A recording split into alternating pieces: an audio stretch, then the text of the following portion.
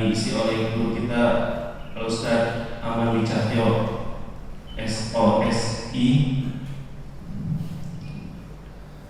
dan salawat salam telah kita curahkan kepada junjungan kita baginda Nabi Muhammad SAW. Semoga salawat salam juga curahkan kepada keluarganya, sahabatnya, dan tabi'in dan serta kita semua yang selalu senantiasa menuju sunnah Rasulullah SAW. Semoga kita mendapatkan syafaat yang mulia nanti. Hari ini jamaah kuliah subuh yang dirahmati Allah, sebelum dimulai kami mohon kepada bapak-bapak yang masih berada di luar sekiranya bisa masuk ke dalam karena masih ada yang kosong. Silakan sehingga kita bisa mulai acara ini. Baik, marilah sama-sama kita dengarkan kajian subuh pada pagi ini oleh guru kita Ustaz Aman Wicahyo yang melanjutkan itu perkenalan pengantar fikih. Untuk itu marilah sama-sama kita awali dengan membaca basmalah. Bismillahirrahmanirrahim. Untuk itu kami persilakan kepada guru kita untuk menyampaikan. Bismillahirrahmanirrahim.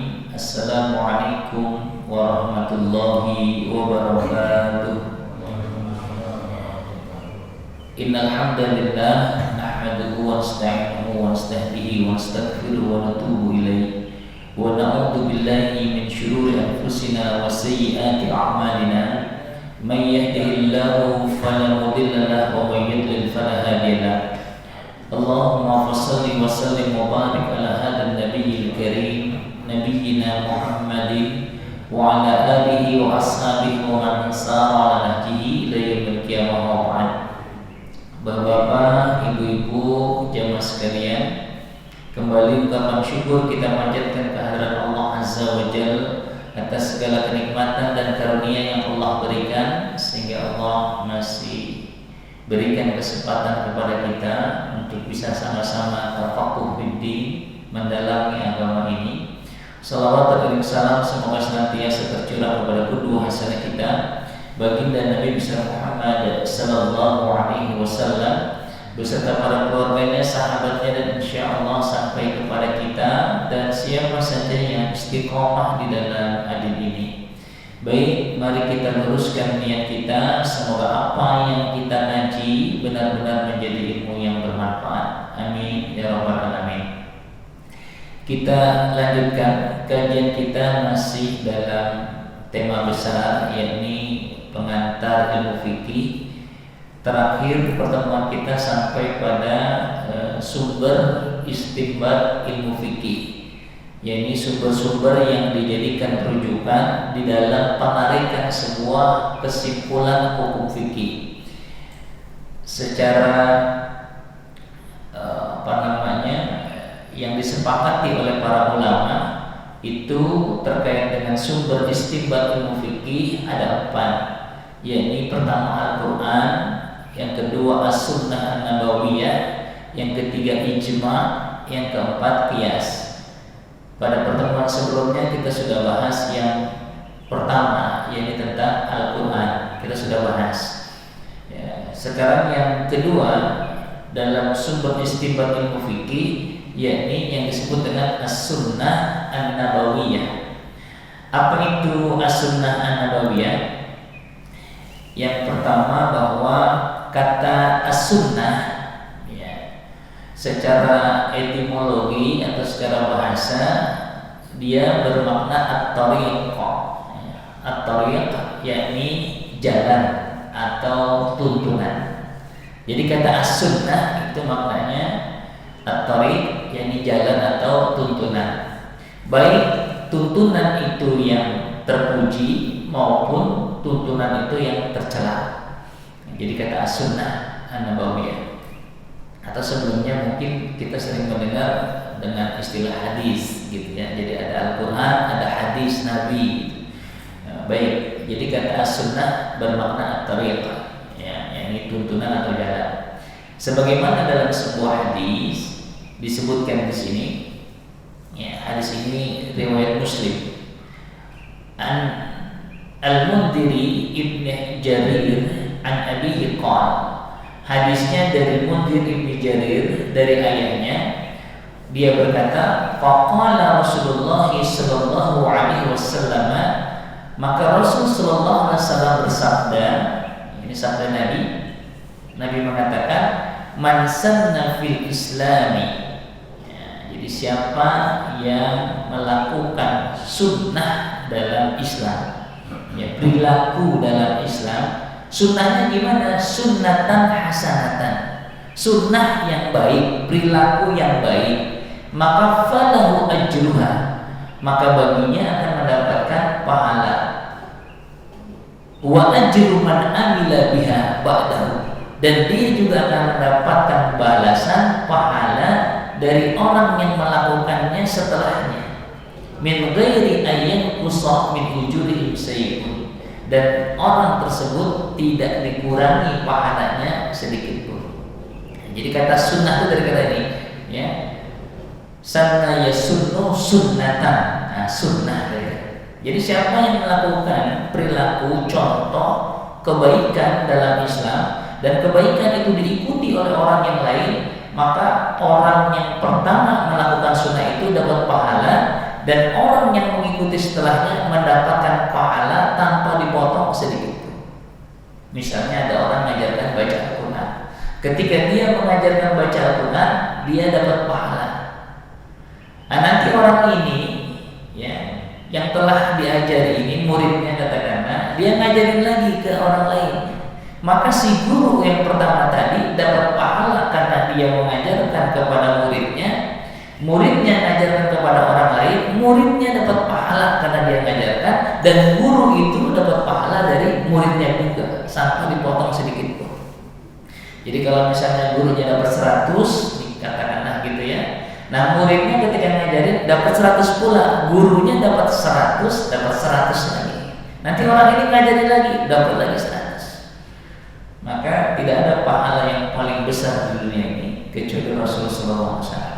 Gara-gara Rasul kita jadi soleh seperti ini, insyaallah.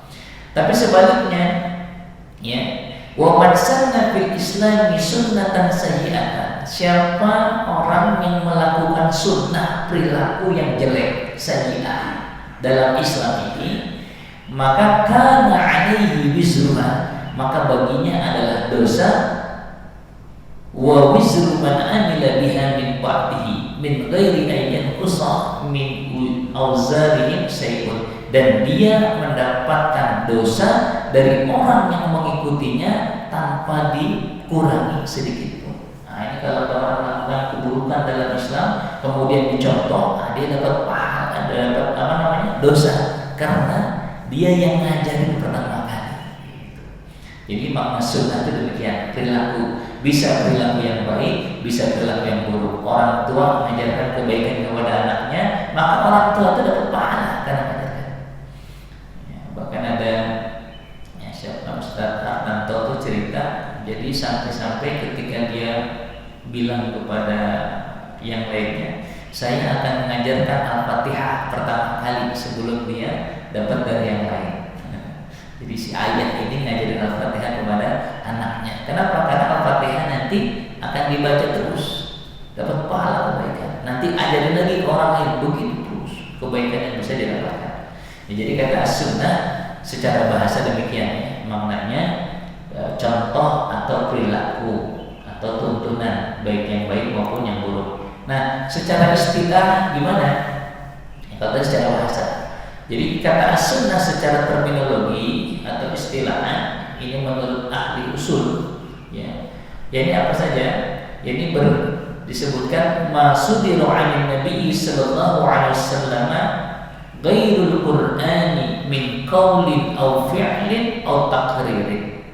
Jadi apa saja yang disandarkan kepada Nabi, apa saja yang bersumber dari Nabi selain Al-Quran, baik itu perkataannya qauli atau perbuatan Nabi fi'li atau takrir persetujuan Nabi.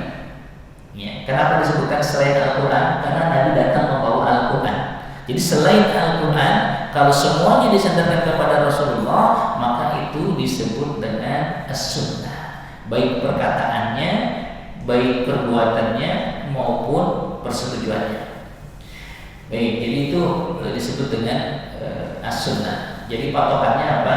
Segala sesuatu yang disandarkan kepada Nabi atau bersumber dari Nabi Sallallahu Alaihi Wasallam.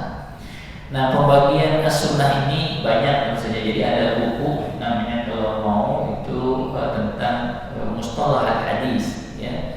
Jadi pengantar ilmu hadis ini boleh juga untuk memperkaya, ya, sehingga kita bisa memahami tentang hadis-hadis Rasulullah SAW, istilah-istilah yang terdapat dalam hadis, sehingga ketika nanti bicara hadis kita paham apa sih yang disebut dengan hadis, dan insya Allah bisa membedakan apakah ini hadis atau as-sunnah dari Nabi atau bukan dari Nabi SAW.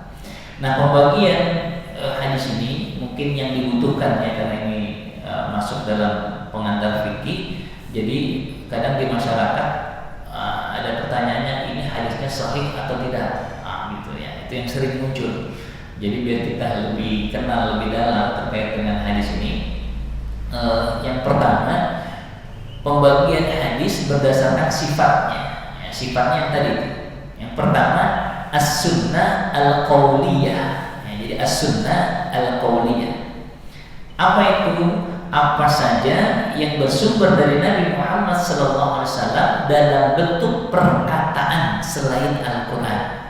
Karena kalau Al-Quran, kalamullah, kita sudah bahas, itu firman Allah. Tapi kalau perkataan dari Nabi, ya, kita nyebutnya sabda Nabi, bentuknya perkataan. Contoh, ya, contohnya, misalkan saya kutipkan di sini, An Abi Salih, dari Abu Salih, An Abi Hurairah qala, dari sahabat Abu Hurairah, dia berkata, qala Rasulullah sallallahu alaihi wasallam, Rasul sallallahu alaihi wasallam bersabda, man kadzaba alayya muta'ammidan, kata Nabi, siapa yang berdusta atas namaku muta'ammidan, dengan sengaja, falyatabawwa maq'adahu minan nar, silakan ambil tempat duduknya di neraka. Jadi kata Nabi, jadi siapa yang berdusta atas namaku, atas nama Nabi dengan sengaja, maka silakan ambil tempat duduknya di neraka. Hadis ini riwayat Muslim. Nah, dari hadis ini pertama kita bisa pahami ciri dari hadis qauli atau as-sunnah al-qauliyah, itu depannya qala Rasulullah sallallahu alaihi wasallam. Jadi kalau Bapak Ibu baca hadis depannya qala Rasulullah sallallahu alaihi wasallam, itu namanya as-sunnah al-qauliyah atau, ya, hadis qauli. Jadi kalau pakai as-sunnah al-qauliyah, kalau pakai hadis, hadis qauli. Jadi apa saja yang bersumber dari Nabi dalam bentuk perkataannya Nabi. Atau biasanya misalnya sahabat mendengar, sami'tu Rasulullah sallallahu alaihi wasallam yaqul, aku mendengar Rasul sallallahu alaihi wasallam bersabda, gitu ya. Nah, ini kita bahas sedikit tentang hadis ini. Jadi Nabi mengatakan, siapa yang berdusta atas namaku dengan sengaja, silakan ambil tempat duduknya di neraka. Nah, hal ini mengajarkan kepada kita agar berhati-hati di dalam menyampaikan hadis, ya, dari Rasulullah SAW, terutama mungkin para mubaligh, ya, para penceramah itu punya kewajiban untuk mendalami hadis yang dia sampaikan. Kenapa demikian? Ya, karena waktu kami kuliah itu dosen kami mengatakan, antum setelah mendengar hadis ini dan belajar tentang hadis, maka jangan pernah menyampaikan hadis kecuali disebutkan dari mana asal hadis tersebut dan riwayat siapa hadis tersebut.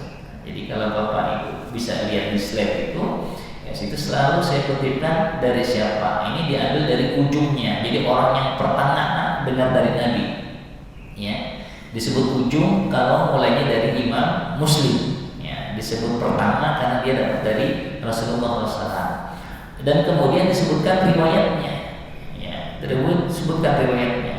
Kenapa demikian?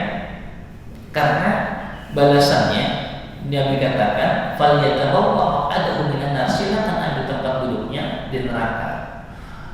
Kenapa demikian? Karena yang bisa dijual bahasanya, ya, yang bisa dijadikan daya tarik untuk menyampaikan hadis itu karena sumbernya dari Nabi.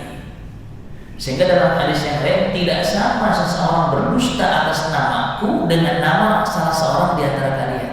Contoh misalnya, mohon maaf gitu ya.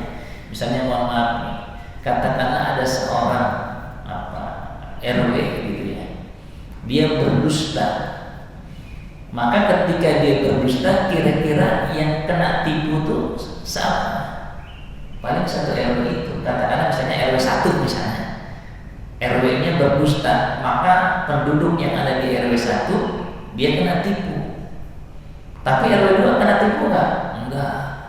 Ya. Karena sebabnya itu. Tapi kalau orang berdusta dengan nama Nabi, itu seluruh dunia itu akan tertipu. Nah, ini makanya hati-hati ketika menyampaikan hadis dari Rasulullah SAW. Misalnya apa? Ada kata kita sering dengar atau melihat an-nazafatu minal iman, ya, kebersihan itu bagian dari iman. Itu hadis bukan? Bukan. Itu bukan hadis. Karena Nabi gak pernah ngomong kayak gitu. Itu masalahnya. Nabi hanya mengatakan at-tahuru syatrul iman. Kesucian itu adalah bagian daripada keimanan. Nabi ngomongnya itu kesucian at-tahur. Jadi orang yang beriman itu insya Allah orang itu suci, ya. Paling tidak bernajis orang beriman. Makanya ciri sebenarnya. Jadi kalau ada orang mohon maaf, misalnya buang air kecil, wah sembarangan aja gitu, pakaiannya kena najis, itu bukan orang beriman. Karena orang beriman jaga betul pakaiannya. Kenapa? Karena suatu saat, apalagi kalau dia keluar, dia akan sholat. Datang waktu azan, dia sholat. Gimana kalau pakaiannya kotor, pakaiannya kena najis? Maka orang beriman adalah orang yang mampu menjaga kesuciannya. Jadi meskipun kata-kata itu bagus, maknanya bagus, kalau bukan dari Nabi, jangan pernah katakan itu hadis dari Rasulullah SAW. Bisa dipahami sampai sini ya. Jadi ini yang membedakan. Ya, terus kemudian mungkin ini sebagai perluasan saja. Kadang ada orang lebih tertarik kalau yang dikutip itu kata-kata dari tokoh besar, baik tokoh besar dunia maupun tokoh besar nasional, itu lebih suka dikutip ketimbang mohon maaf hadis dari Rasulullah SAW. Buat kita Nabi itu disebutkan as-sadiq. As-sadiq itu orang yang jujur. Maknanya apa? Apa yang disampaikan oleh Nabi itu benar dan pasti terjadi. Ya. Terus kemudian al-masduq, dapat dipercaya. Kenapa dapat dipercaya? Karena Nabi mendapatkan informasi langsung dari Jibril alaihissalam. Gitu. Kalau orang lain belum tentu. Meskipun kata-katanya menurut kita bagus bermakna. Jadi ini kita harus lebih lebih bangga ya, menyampaikan sabdanya Nabi SAW ketimbang mengutip perkataan-perkataan orang lain yang apalagi tidak jelas, ideologinya tidak jelas, kecenderungannya tidak jelas. Maka menggunakan hadis-hadis Rasulullah ini jauh lebih mulia dan lebih baik buat kita. Ya, itu yang pertama. Yang kedua, yakni as-sunnah al-fi'liyah. Apa itu? Yakni apa saja yang bersumber dari Nabi Muhammad SAW dalam bentuk perbuatan. Kalau tadi perkataan yang pertama, yang kedua perbuatan. Contohnya apa? Misalnya seperti tata cara wudu, tata cara sholat. Jadi sederhananya begini, Nabi melakukan sesuatu kemudian dilihat oleh sahabatnya. Ini belajar sahabat. Sahabat itu siapa sih? Sahabat adalah orang yang beriman kepada Allah, bertemu dengan Nabi dan wafat dalam keadaan muslim. Itu namanya sahabat. Nah, jadi perbuatan yang dilakukan oleh Nabi kemudian dilihat sama sahabat. Ya, contoh saja ya. Saya kutipkan misalnya ini dalam hadis riwayat muttafaqun alaihi. Jadi kalau muttafaqun alaihi itu diriwayatkan oleh dua imam besar ahlul hadis, yakni Imam Al-Bukhari dan Imam Muslim. Kita lihat hadisnya.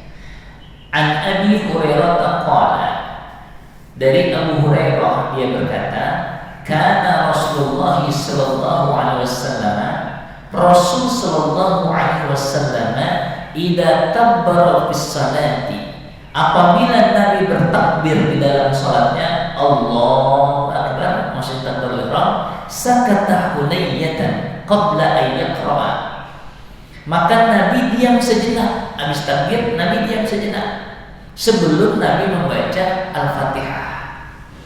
Maka kata sahabat Abu Hurairah, dia nanya, faqultu ya Rasulullah, wahai Rasulullah, bi abi anta wa ummi, demi ayah dan ibuku yang menjadi tebusannya, ara'aita sukutana. Ini perhatikan kalimat sahabat.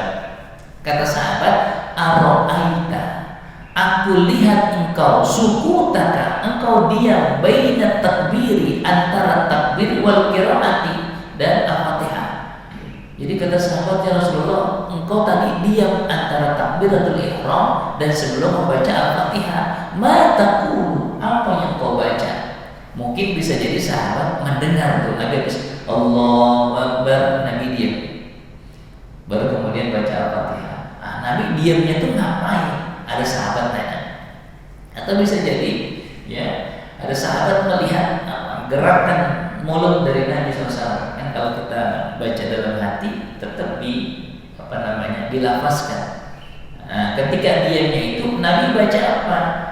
Qala, Nabi menjawab, aqulu, maka aku mengucapkan antara takbiratul ihram dan sebelum Al-Fatihah itu Nabi membaca Allahumma ba'id baini wa baina khataayaya kama ba'adta bainal masyriqi wal maghrib.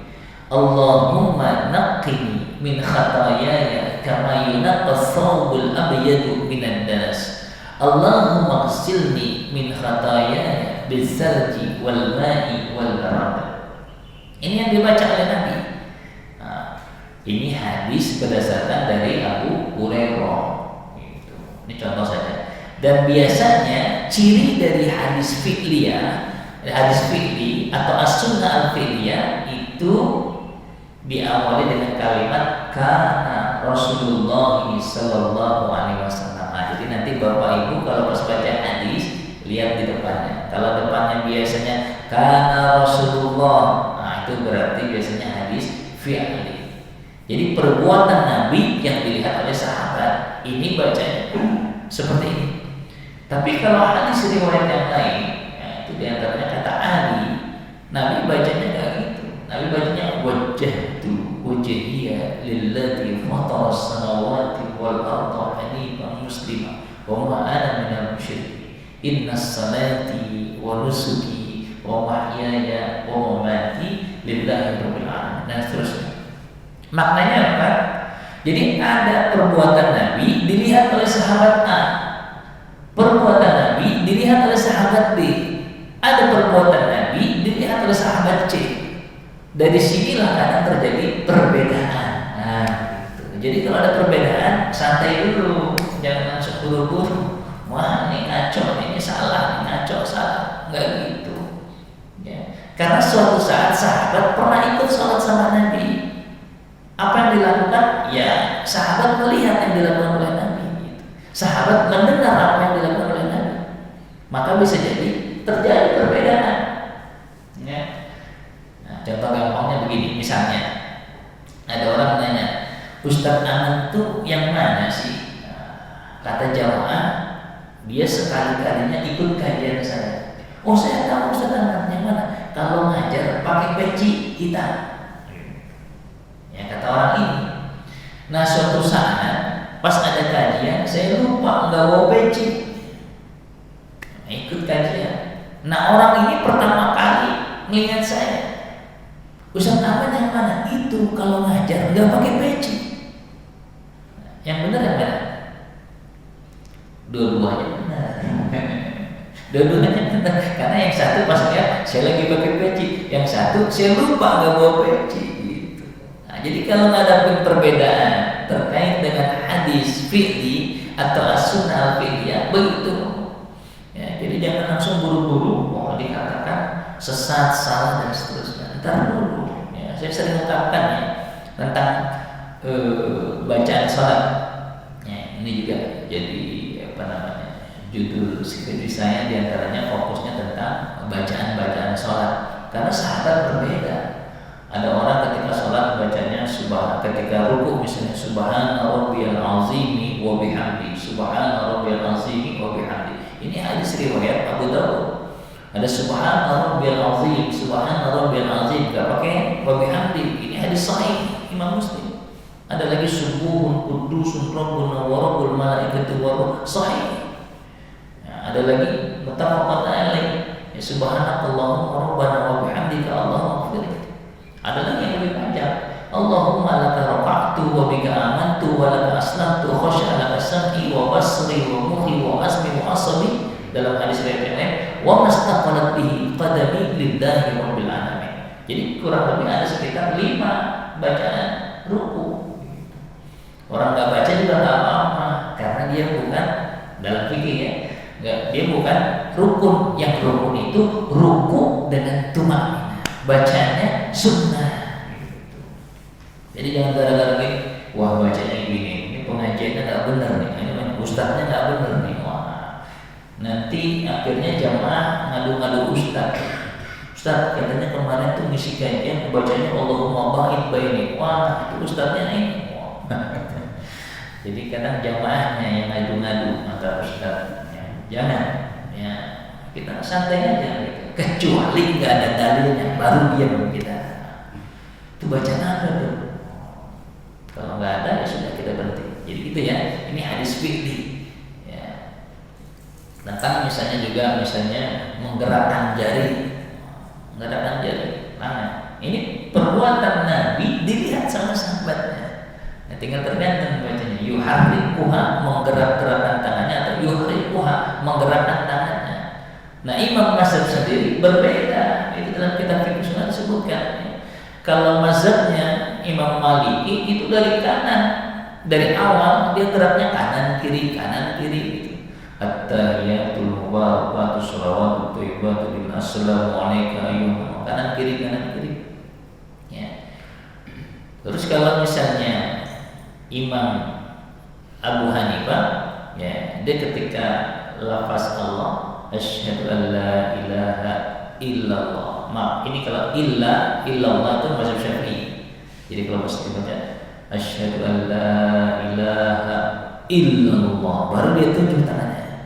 Nah, kalau Imam Abu Hanifah asyhadu an la ilaha illallah, baru. Nah, kalau Imam Ahmad setiap lafzul jalalah dia turun, at-tahiyatu lillah wa salawatu wa thayyibat, assalamu alayka ayyuhan nabiyyu wa rahmatullahi wa barakatuh, assalamu alayna wa alayhi asyhadu an la ilaha illallah.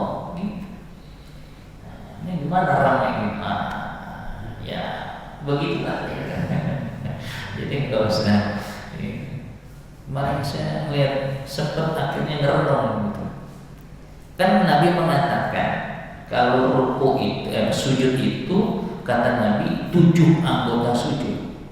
Ya, 7 itu 1 kening dengan hidung, karena Nabi menyebutkan wa asyara ila anfihi. Nabi sambil menunjuk hidungnya. Jadi 1 kening dengan hidung, 2 telapak tangan, 3 2 lutut, 5 terus 2 ujung-ujung jari kaki, 7. Nah kemarin saya melihat, mohon maaf itu ketika sujud tangannya nggak kelihatan yang 1 yang kanannya.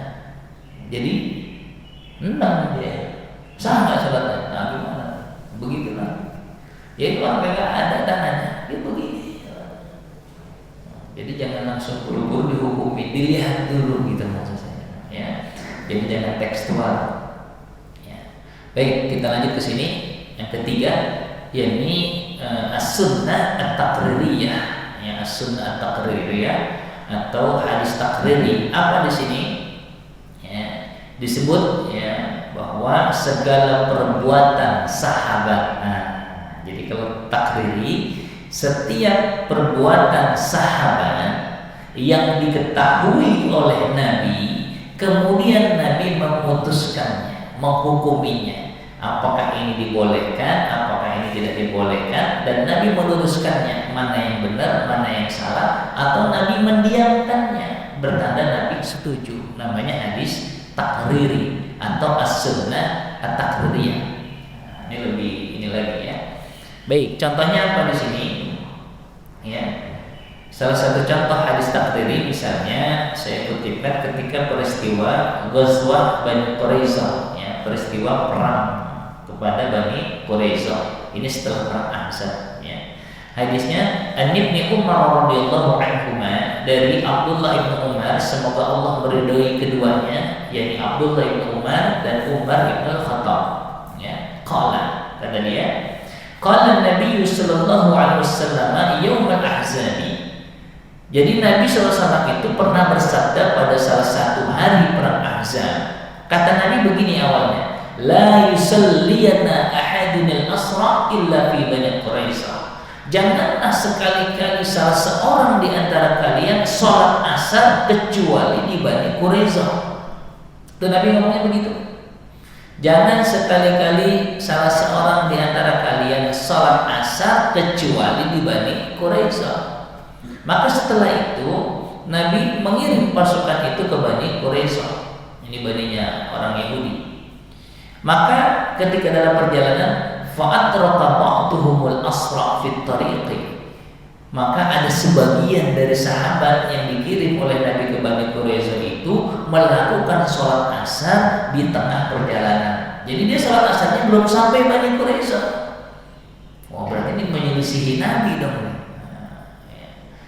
Maka ketika melihat sahabat-sahabat yang lainnya sholat asar di tengah perjalanan belum sampai Bani Quraisyah, faqala ba'duhum, sebagian yang lain mengatakan la nusalli hatta na'tiha, kami nggak bakal sholat asar kecuali kalau sampai di Bani Quraisyah. Kan Nabi ngomongnya gitu tadi, jangan sholat asar kecuali sampai di Bani Quraisyah. Berarti sholat asarnya ya di Bani Quraisyah, nggak boleh sholat asarnya sebelum sampai Bani Quraisyah. Akhirnya ada dua pendapat besar. Satu, sahabat sholat asarnya di tengah perjalanan. Satu lagi sholat asarnya di Bani Quraisyah setelah isya waktunya. Jadi sholat asarnya lewat, ya. Maghrib baru sholat isya. Gimana tuh hukumnya? Nah, maka kejadian ini setelah selesai, ya, maka waqala ba'duhum bal nusalli, ya, kata mereka kami nggak bakal sholat tadi, ya, kecuali kami sampai di Bani Quraisyah. Nah, maka hal ini diceritakanlah kepada Nabi SAW.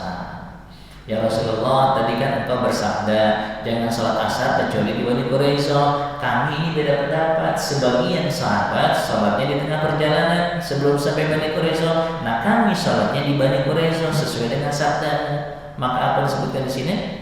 Ya, fadzukira dzalika Nabi sallallahu alaihi wasallam falam yu'annif wahidan minhum, maka Nabi tidak mencela salah satu di antara mereka. Yang sholat di tengah perjalanan benar, yang sholat sampai di Bani Quraisyah benar. Dua-duanya benar, ya, dibolehkan. Maka ini kalau dalam istilahnya boleh diambil yang satu memahaminya tekstual.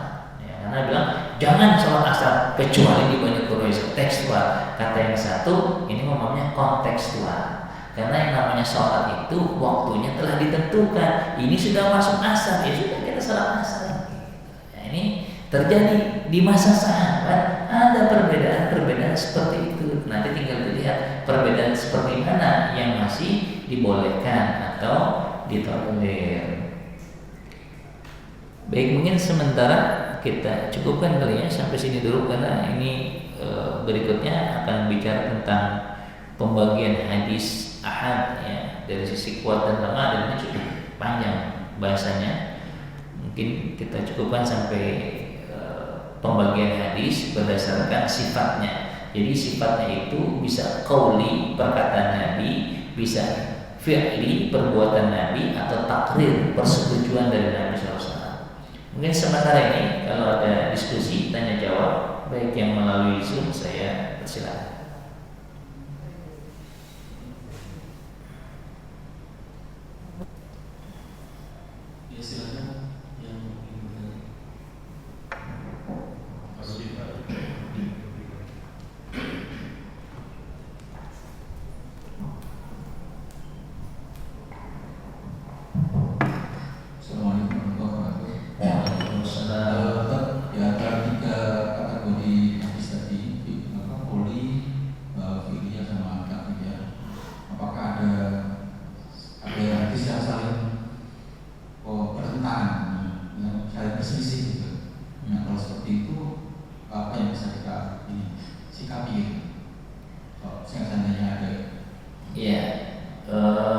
apakah ada hadis yang bertentangan ya. Jadi kalau ada pertentangan ini bukan dari sisi qauli, fi'li dan takdiri, bukan ya. Apakah ada hadis yang berbeda satu dengan yang lain? Nah, ada kaidahnya nanti Pak. Kalau seandainya ada satu hadis ya maknanya berbeda dengan hadis yang lain, maka kaidah pertama disebut dengan al-jam'u. Bisa nggak hadis itu disatukan? Gitu. Hadisnya bisa nggak disatukan? Gitu ya. Nanti kalau bisa disatukan maka disatukan. Kalau nanti tidak bisa maka nanti ada tahapan berikutnya. Ya, nanti memilih mana yang lebih rajih. Ya. Nah, ini sepakat nih para ulama. Ya, makanya nanti setelah ini ada pembagian hadis berdasarkan dari sisi kuat dan lemahnya. Ini ada hadis riwayatnya Bukhari, Al-Bukhari. Satu hadis lagi misalnya riwayatnya Abu Dawud. Kalau ini bertentangan, pilih mana yang paling rajih, yang paling kuat gitu. Dan yang ketiga, kaidahnya kalau masih ada pertentangan gak bisa ya nanti ada istilahnya dikalahkan yang satu ya, dikalahkan yang satu. Tapi kalau memang terjadi perselisihan ya, di antara hadis itu, jadi bukan dari sisi sifatnya, bukan, tapi mungkin ada satu hadis mengatakan A, satu hadis mengatakan B. Nah, ini kok berbeda nih? Gimana caranya? Pertama al-jam'u. Misalnya terkait dengan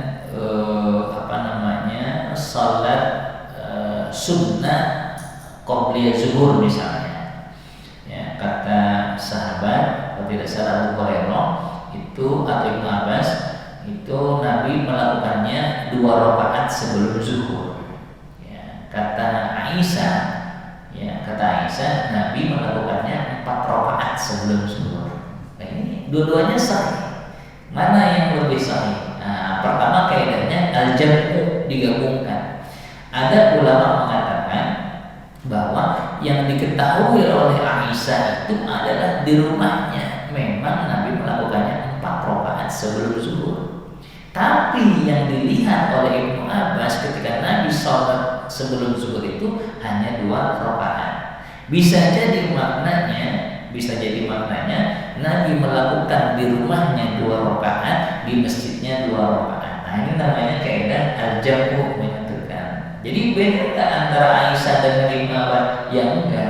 Ini kaidah pertama al-jam'u. Tapi kalau ternyata pertentangannya kuat, nah, bisa jadi nanti pilih tentang mana yang lebih rajih gitu. Hadis yang berasal dari Aisyah ataukah hadis yang berasal dari Ibnu Abbas gitu. Itu kaidahnya demikian. Jadi dengan demikian nanti kita bisa memilih ya kalau ada pertentangan atau perbedaan di antara hadis. Wallahu a'lam bishawab.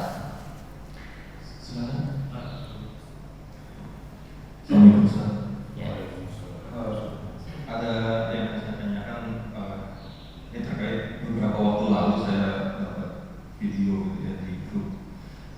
Video itu isinya bilang jidat hitam dibenci Nabi. Ingin bilang apa? Jidat hitam dibenci Nabi. Itu judul videonya seperti itu. Terus kutipannya semuanya dari Al-Baihaqi dalam Sunan Kubro. Intinya semua hadisnya dikutip dari situ semua. Jadi ada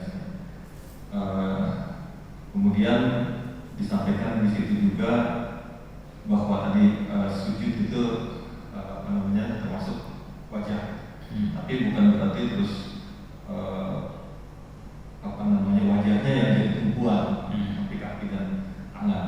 Ya di situ saya kurang ini ya saya merasakan pada saat sujud kayaknya memang tumpuan kita ya tangan dan kaki, bukan ini, bukan hanya kepala. Yeah. Jadi intinya video itu mengkritisi orang-orang yang berjidat hitam gitu ya, karena dia bilang ya tadi kepalanya itu jadi tumpuan gitu.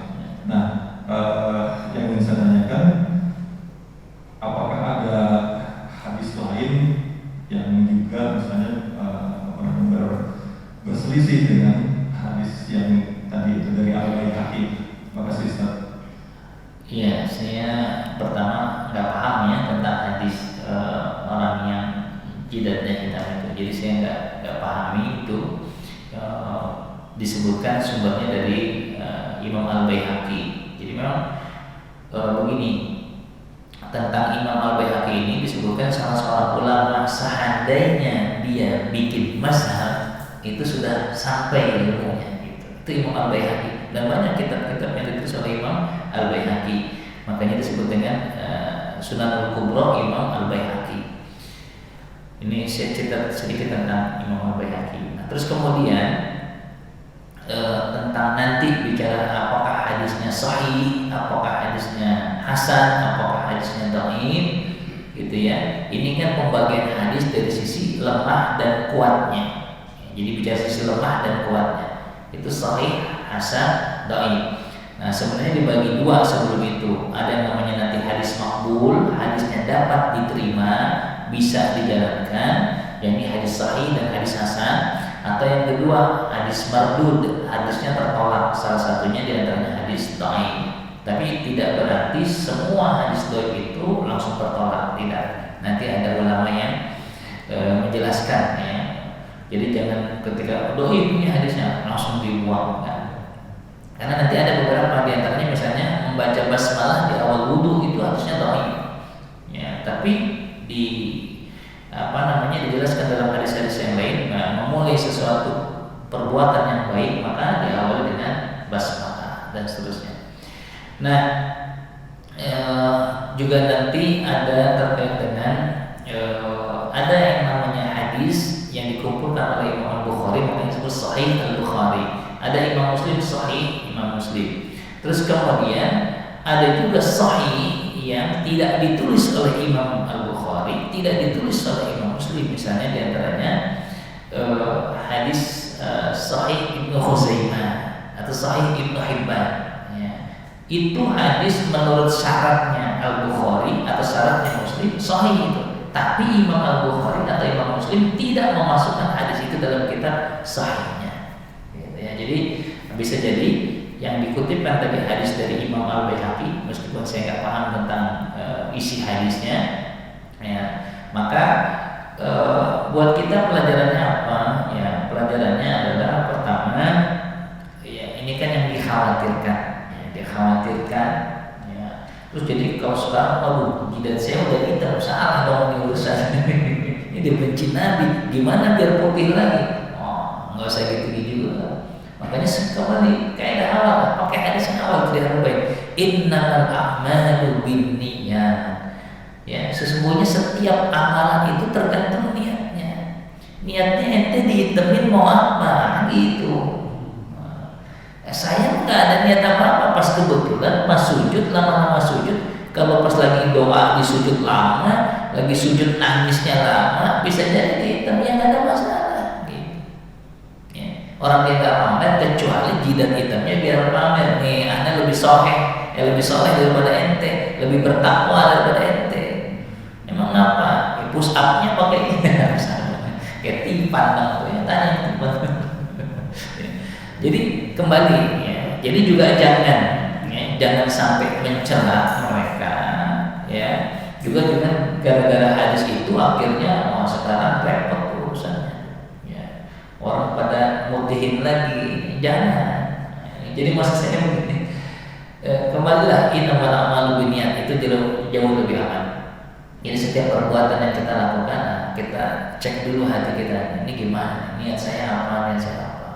Ya, jadi itu kalau dipakai kaidah itu bisa menjadi kaidah umum. Ya, kaidah umum. Karena bicara keikhlasan itu urusan hati. Kita nggak bisa hukumi ini paling ikhlas, nggak bisa.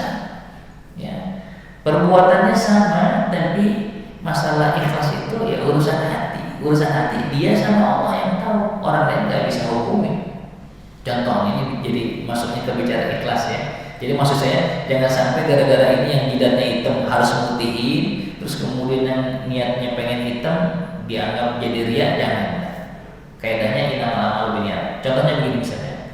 Ada tromol lewat, ini bicara ikhlas. Ada tromol lewat. Ketika tromol lewat, ada orang ngambil dari sakunya, dia udah dilipat kecil-kecil, ditaruh kecil gitu, dia tutup begini, tangannya gitu, masukin plok gitu. Niatnya dia biar orang lain nggak tahu bahwa dia berinfak mungkin banyak. Dan yang satu lagi, ketika promo lewat, dia ambil dompet tinggi gitu, ambil karena di belakang kan, ambil gitu, dibuka, ambil yang 100.000, yang tadi katakanlah 10.000, yang awal 10.000, yang ini ambil 100.000, taruh lagi, dimasukin sama dia. Pertanyaannya yang ikhlas yang mana, 10.000 atau 100.000? Nggak tahu Pak. Innamal a'malu binniyat. Kata yang 10.000, ya yang ikhlas nih. Jadi cuman waktu dia mau ngasih dia ngeri-ngeri dulu. Oh, direkam nggak nih? Masuk YouTube nggak nih? Oh gitu.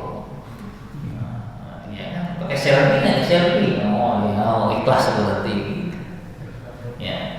Yang satu dia ngambil 100.000 masukin gitu, nggak ada niat apa-apa, memang dia kagak lupa, kagak nyiapin, ada yang di dompet gitu.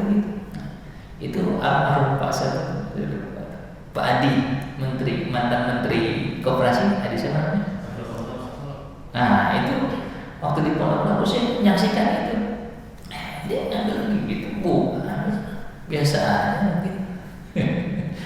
Jadi yang 10.000 bisa ikhlas, yang 100.000 bisa ikhlas, 10.000 bisa nggak ikhlas, 100.000 bisa nggak ikhlas. Tergantung apa? Innamal a'malu binniyat. Kan babnya sedekah kan gitu ya. Sirran wa alaniyah, boleh sembunyi-sembunyi yang lain nggak tahu, boleh alaniyah, ditampakkan gitu boleh. Itu kembali mana? Hati. Gitu. Wallahu a'lam bishawab. Ada lagi yang lain? Yang di Zoom ada? Belum.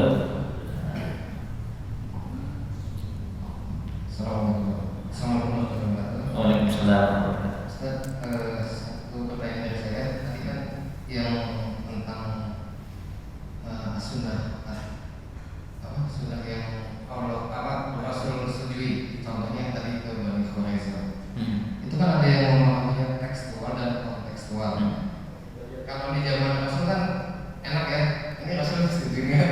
Kalau di zaman sekarang kita nggak bisa mengkonfirmasi kepada Rasulullah dan sahabat sejauh mana kontekstual itu bisa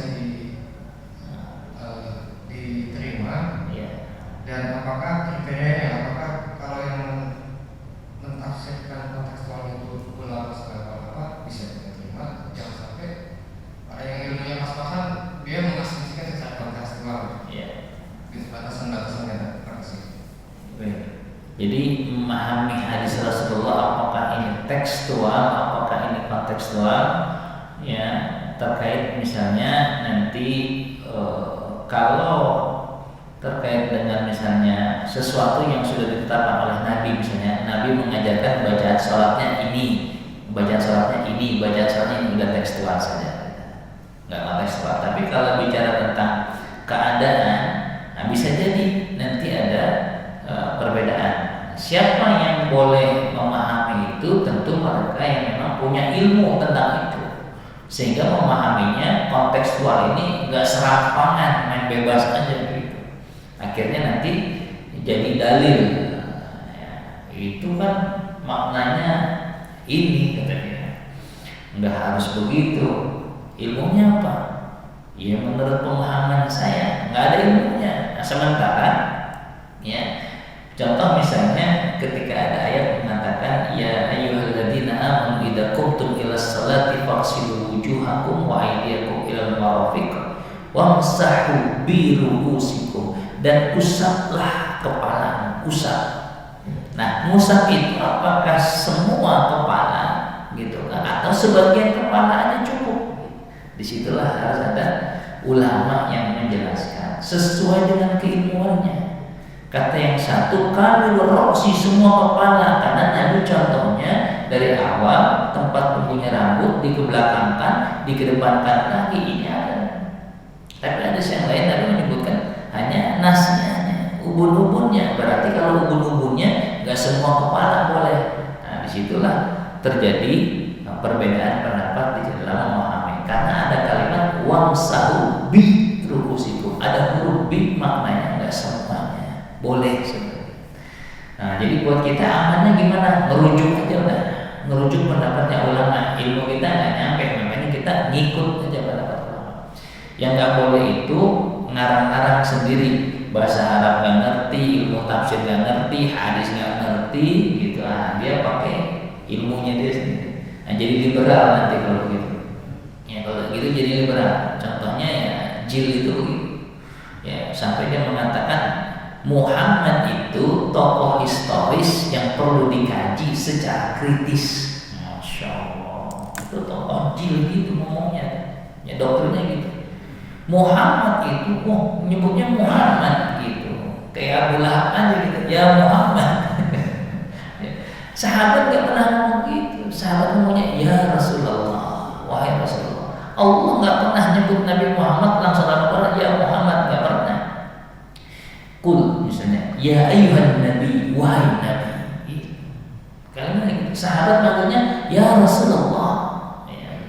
Kan Aisyah juga istrinya Nabi, jadi makanya ya Rasulullah, wahai Rasulullah. Ya. Itu panggilannya. Itu dalam rangka ihtiram, menghormati Nabi. Nah, dia panggil Muhammad itu tokoh historis yang perlu dikaji secara kritis. Wah, keren banget. Ya, serampangan namanya. Jadi tetap ada ilmunya orangnya, ada ilmunya. Ya buat kita gimana, udah merujuk aja lah pendapat ulama.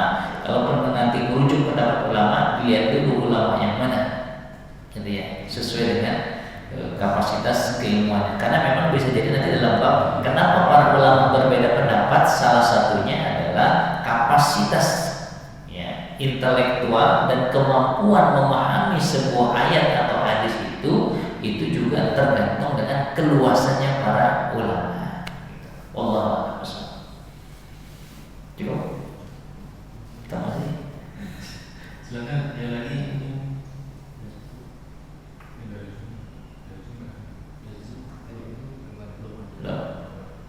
Buat informasi nanti pada kajian ada sarapan.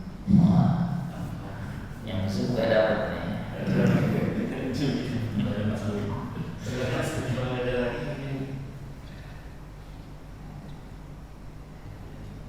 Baik, mungkin kalau tidak ada lagi, akan kita doa. Baik ya, mungkin ini pengantar ilmu fikih terkait dengan sumber istimbat ilmu fikih, bahwa kita baru membahas tentang pengertian as-sunnah, sehingga harapannya apa? Kita semakin cinta dengan hadis-hadis Nabi SAW. Ketika kita melakukan praktek ibadah, praktek muamalah, kita bermasyarakat dan seterusnya, maka rujukannya adalah as-sunnah. Gitu. Ini harapannya demikian. Ini baru pembahasan tentang berdasarkan sifat. Nah, insya Allah kalau nanti ada pekan kelima berikutnya, kita akan bahas tentang sisi kuat dan lemahnya. Dan mungkin ini yang sering ditanyakan, apakah hadisnya sahih, tidak sahih dan seterusnya. Wallahu a'lam bishawab. Mari kita akhiri dengan berdoa kepada Allah, semoga Allah mengabulkan doa dan doa kita semua. Astaghfirullahaladzim, astaghfirullahaladzim, astaghfirullahaladzim. Alhamdulillahirabbil alamin, hamdan syakirin, hamdan na'imin, hamdan yuwafi ni'amahu wa yukafi masjidah.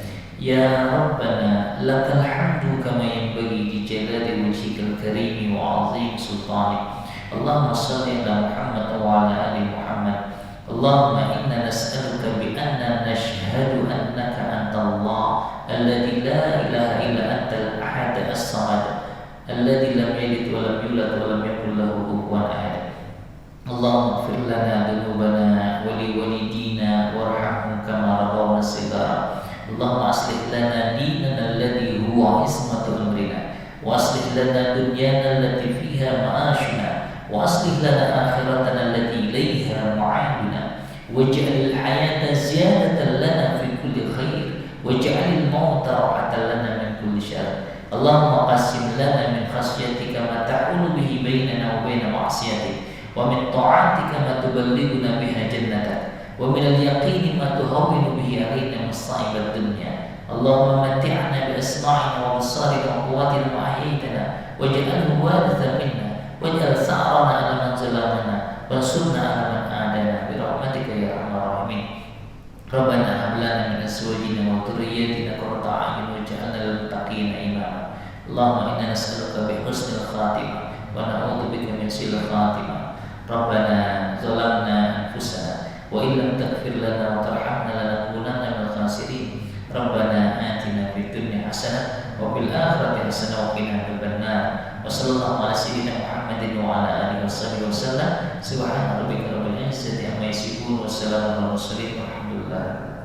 Demikian kurang lebihnya mohon maaf. Billahi taufiq wal hidayah. Assalamualaikum warahmatullahi wabarakatuh.